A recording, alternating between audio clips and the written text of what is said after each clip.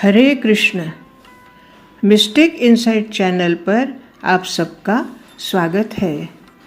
मन में आया हुआ एक ऐसा विचार जिसका अर्थ कई बार एक जैसा ही लगाया जाता है, परंतु वास्तव में ऐसा नहीं होता। उसी एक विचार के अलग अर्थ भी होते हैं या हो सकते हैं।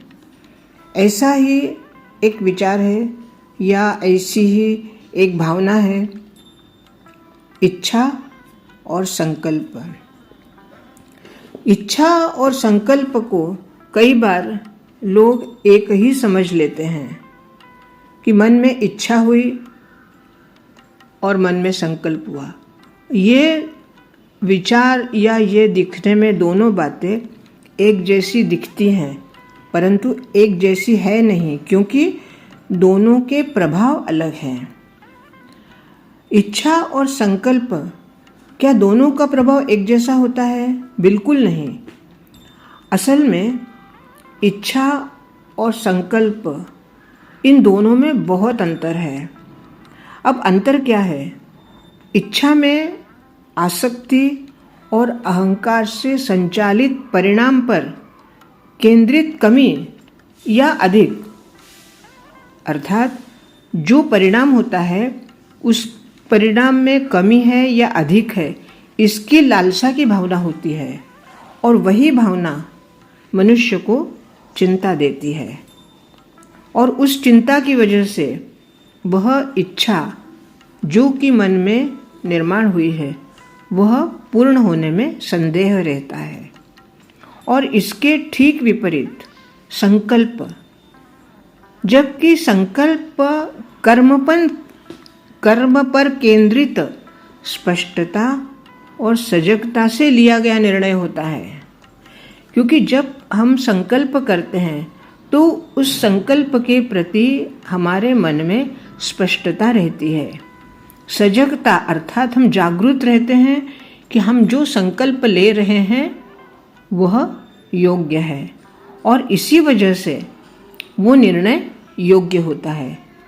अगर इच्छा अनुचित हो तो इच्छा से हम गिर भी सकते हैं, क्योंकि यहाँ पर इच्छा और संकल्प दोनों के बारे में हमें अंतर समझना है।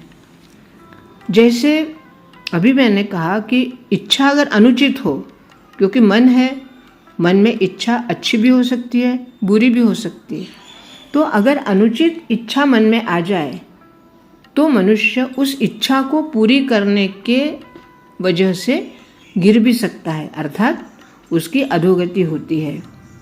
परंतु संकल्प में ऐसा नहीं होता। संकल्प वह शक्ति है जो हमें कभी गिरने नहीं देती, क्योंकि उसमें सजगता है।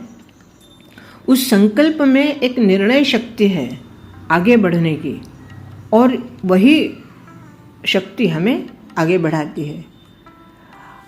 अब बार बार, जैसे किसी बात को हम बार बार, हमारा कंपन अर्थात हमारी अपनी फ्रीक्वेंसी, अगर हम बार बार तरंग या शुभ कंपन या कोई ऐसी घटना जो 1 सेकंड में जितनी बार दोहराई जा सके, जिसे हाई फ्रीक्वेंसी कहते हैं, तो उस फ्रीक्वेंसी को जब हम यूनिवर्स की अर्थात ब्रह्मांड की फ्रीक्वेंसी, ब्रह्मांड के कंपन से हम मैच करते हैं, तो अपने भीतर की आत्मा और बाह्य चेतना का परमात्मा, इनसे एकरूप होना ही सच्चा संकल्प है।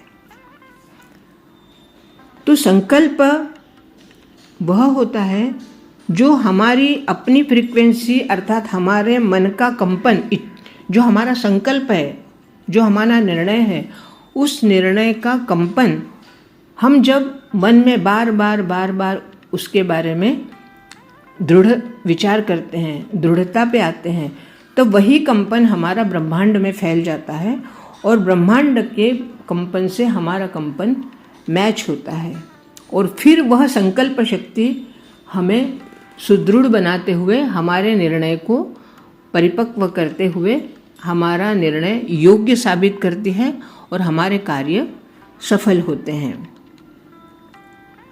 अब जब हमारा चित्त या हमारा संकल्प जब अब उस परमात्मा के विग्रह को स्थापित करता है, जब हमने कोई संकल्प कर लिया तो जिस कार्य के लिए, जिस विग्रह के लिए हमने संकल्प किया है कार्य पूर्ण होने के लिए, उस विग्रह को हम चित्त में स्थापित करते हैं।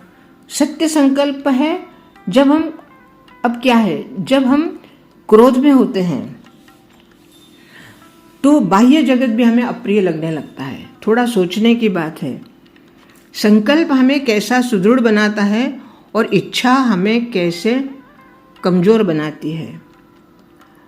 जब एक छोटा सा उदाहरण देके मैं आपको बताना चाहती हूँ कि जब हम क्रोध में होते हैं तो हमें बाह्य जगत भी अप्रिय लगने लगता है। दृश्य वही है, दृश्य में हमने परिवर्तन नहीं किया है क्योंकि दृश्य बदलना हमारे हाथ में नहीं है। तो जो बाह्य दृश्य है वह बाह्य दृश्य हम क्रोध में होने की वजह से हमें अप्रिय लगता है, परंतु जब हम आनंद में होते हैं तो वही दृश्य जो कुछ देर पहले हमें अप्रिय लग रहा था, हमारे आनंद में आते ही वही दृश्य हमें सुहाना लगने लगता है। दृश्य वही है, परंतु हमारे चित्त में परिवर्तन होने की वजह से दृश्य का भाव चित्त में बदल गया और चित्त में भाव बदलते ही उसका परिणाम बदल गया। अगर एक तटस्थ चित्त से दुख और सुख में हम एक स्थिर रहे तो हमें दृश्य में कोई परिवर्तन नजर नहीं आएगा, क्योंकि हमारे चित्त में एक संकल्प का विग्रह है। उस तटस्थता से जब हम किसी दृश्य को देखते हैं तो हमें ना तो वो अप्रिय लगता है और ना ही हमें आनंदित करता है। वो एक सिर्फ दृश्य है जिसे हम तटस्थ भाव से देखते हैं, उसमें कोई परिवर्तन नजर नहीं आएगा क्योंकि हमारे चित्त में परिवर्तन नहीं हुआ है। बस इसी को संकल्प का असर कहते हैं।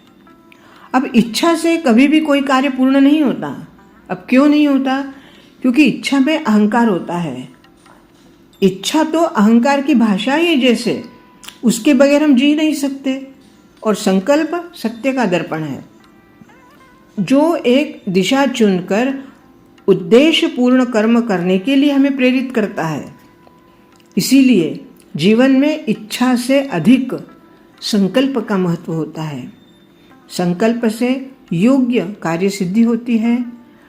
अगर आपको किसी महत्वपूर्ण पद पर प्रतिष्ठित होना है तो संकल्प के बाद ही आप उस प्रतिष्ठित पद तक पहुंचने के लिए कार्यरत रहेंगे, अर्थात उसी के अकॉर्डिंग, उसी के हिसाब से आप काम करेंगे ताकि आप उस पद तक पहुंच सके। तभी आपको वह पद मिलेगा, क्योंकि आपको संकल्प की वजह से एक दिशा मिल गई है कि हमें किस दिशा में जाना है। इच्छा हमें भटका देती है, परंतु संकल्प कभी भटकाता नहीं है। संकल्प योग्य दिशा में, योग्य दशा में हमें लेके जाता है। इसलिए जब भी आप कभी कोई कार्य की विचार मन में आए तो उसको एक बार अच्छी तरह से समझ लेना कि वह आपकी इच्छा है या आपका वह संकल्प है। अगर इच्छा है तो उसके ऊपर पुनर्विचार करिए कि यह इच्छा योग्य है, अयोग्य है। अगर अयोग्य है तो उसे छोड़ दीजिए, अगर योग्य है तो उसी को संकल्पित करके फिर आगे बढ़िए, तभी आपका कार्य निश्चित सफल होगा। इसी पर हमारा भविष्य निर्माण होता है।